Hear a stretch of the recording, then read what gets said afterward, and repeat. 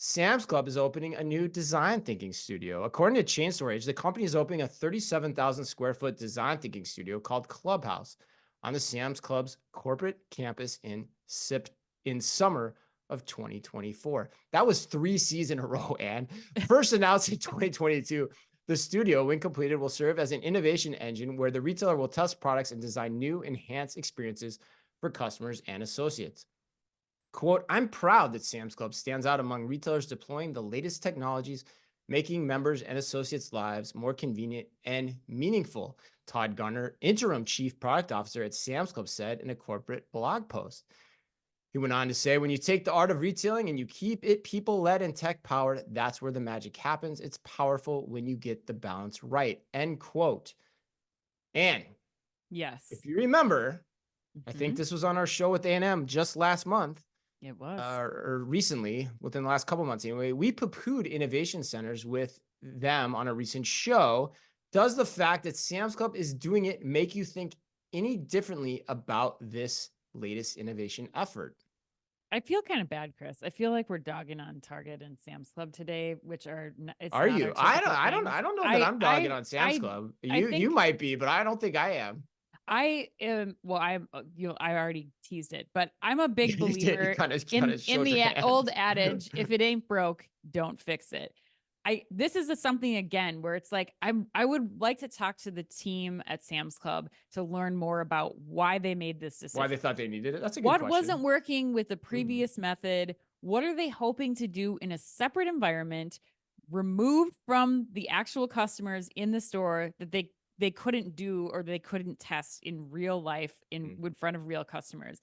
It seems like it's been such a, like when we talked to Eddie Garcia back in the day about, testing concierge, Sam's Club concierge, delivery to curbside services that they deployed in 6 days. Like such a key component of that was like the team was living in that house across the street from the store so they could run over back and forth and like test this in real time.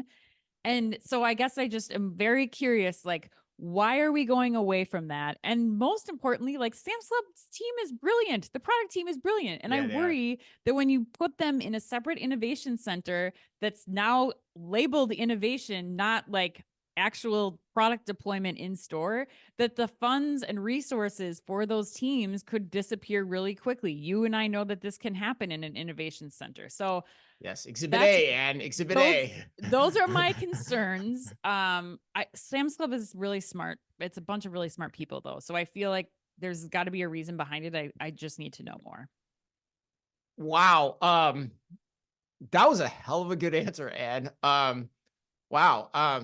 God, what do you, you don't agree with me though? I'm almost speechless. No, I mean, you might have literally convinced me that, yeah, this might not be worth it. I'll give the contrarian argument right now, which is what I was prepared to do. But I think you're bringing up some really compelling points on, why it might not be a good idea in the long run.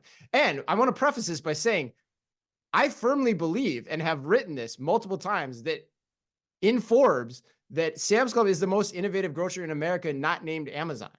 Yeah. And I believe that. And I know you do too. So here's the reason that I could like the idea.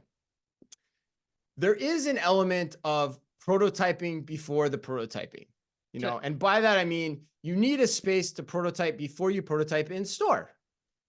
And so if I look at Sam's Club, who has a track record of doing innovation from a business-led standpoint so well, as you discussed. Yep. They're one of the rare exceptions where I think they have the pedigree that gets me to support the idea of prototyping before the prototyping. Yeah. So for that reason, I can get on board with it. But to your point, for it to work, the ultimate goals have to stay rooted in the business, and you can't let this design thinking studio start chasing innovation for innovation's sake, and you start getting all off into left field and spending all kinds of money on crazy things that are never going to see the light of day. It has to be almost, for it to work, in my mind, as I'm thinking about this on the fly, given what you said, it has to be that. It has to be prototyping before the prototyping. It has to be business-led, and that has to be the goal of it, I think. And so for that reason, I think if you could do it, it can work. But, again, last word to you on this one.